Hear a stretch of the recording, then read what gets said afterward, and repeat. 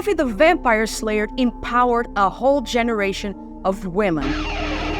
It was a game changer and it flipped the script on so many levels. And even now, years after the last episode aired, it's still pulling in new fans. But why? How? Who? Back in 1997, when Buffy was first aired, the TV landscape was pretty different. Shows like Friends and ER were on, sitcom drama. Then came Buffy, mixing up horror, comedy, drama, action, and the occasional burst into song. I've got a theory, it could be Bonnie's. That was fresh and bold. Back then, women on TV were the love interests, the victims, sidekicks, and here was a show with a girl, Buffy Summers, played by Sarah Michelle Gellar. And she wasn't just someone's girlfriend or sidekick.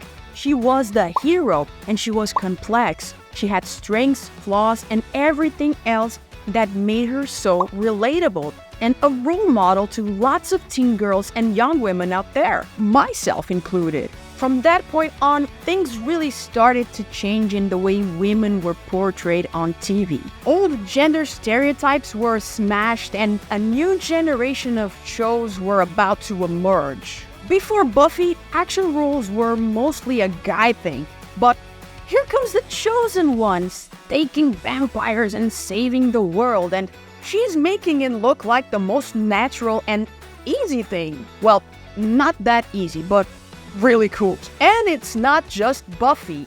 Each of the show's female characters played a significant role in promoting its themes of empowerment and influence. Willow Rosenberg, Buffy's best friend, is a prime example of character evolution.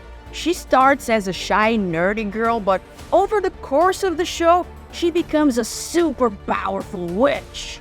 Her journey wasn't just about gaining magical powers, though. When she fell in love with another woman, it was just natural.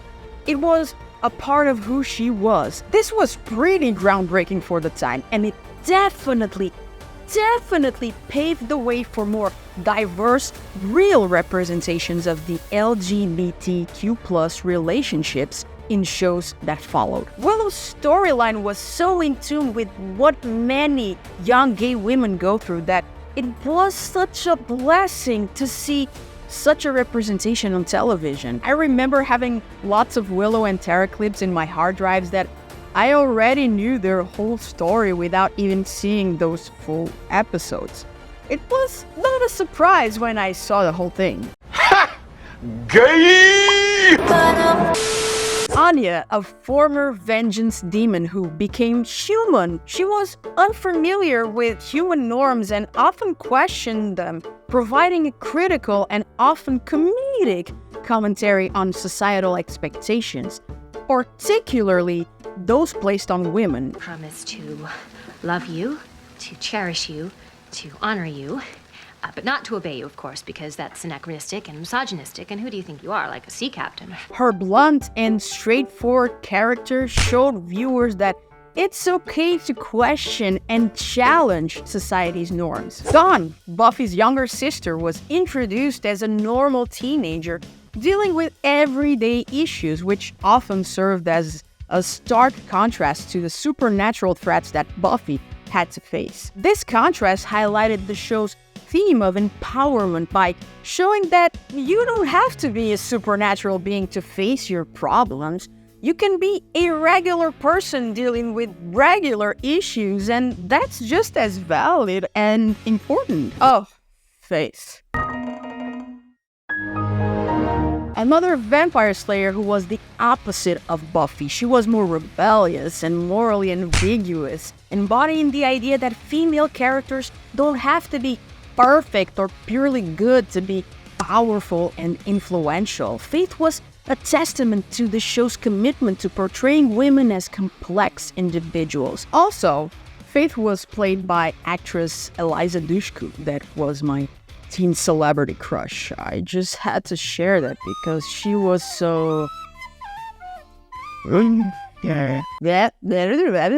of these characters, in their own unique way, challenged stereotypes, normalized diversity, and provided a range of representations that viewers could relate to and learn from. The characters of Buffy the Vampire Slayer weren't just part of the story, they were the driving force behind it. Buffy's legacy paved the way for shows like Elias, Veronica Mars, Jessica Jones, Lost Girl, and Winona Earp. They all have these strong and totally badass female characters. Buffy was also super creative in the way it mixed different genres. One minute it's a horror show, the next is making you laugh till your belly hurts, and then suddenly you're sobbing because the scene is so dramatically intense. I can never forget scenes like Buffy coming in to find the dead body of her mother in season 5, episode 16. And in the same episode,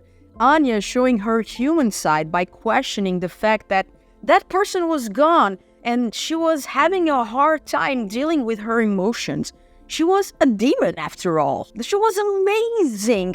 Season 4, episode 10, cleverly named Hush, is a silent episode. The characters could not speak because their voices were removed, and it's so funny and well written that it's unforgettable. The entire season 2, when Angel, Buffy's love interest, shifts from hero to psychopath serial killer and totally crushes Buffy's heart and soul. Or in season 6, where the villains are human but not really, because the real villain of that season was life. And let's not forget the musical episode. Such a masterpiece. I still know the lyrics to most of the songs. She Who Has No Life. After the show ended, Buffy continued as a comic book series. It also inspired a whole new subgenre of books, full of stories about strong women taking on the supernatural in their everyday lives. Even in universities, Buffy left its mark. It's been studied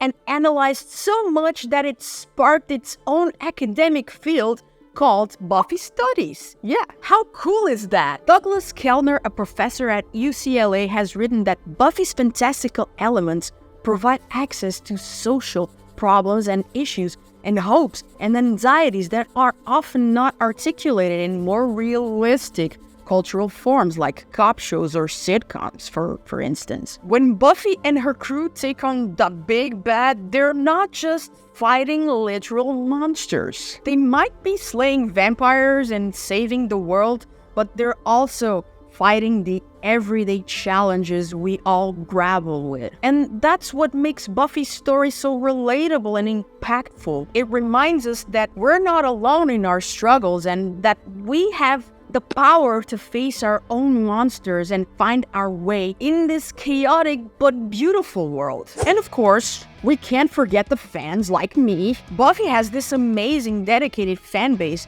that's still active even now, years after the last episode aired. It was one of the first shows to really build an online community of fans, and that kind of set the standard for how fandoms work today. So yeah, Buffy the Vampire Slayer has left a pretty incredible legacy, and you can still see its influence today in the media we consume and in the conversations we have. I hope you enjoyed this video. I was really happy to share it with you. I'm a Buffy fan, and this show had a big impact in my life and in me, who I am as a person. So if you liked it, don't forget to give it that naughty thumbs up. And if you didn't, let me know your thoughts in the comment section below. Now, right now, no hateful comments though. Also, I'm almost at 1,000 subscribers here on YouTube, and I'm thinking about what I should do to celebrate that milestone. If you have any ideas, write it in the comments. Thank you so much for being here, and also check out this video about how TikTok is the new MTV. Adios!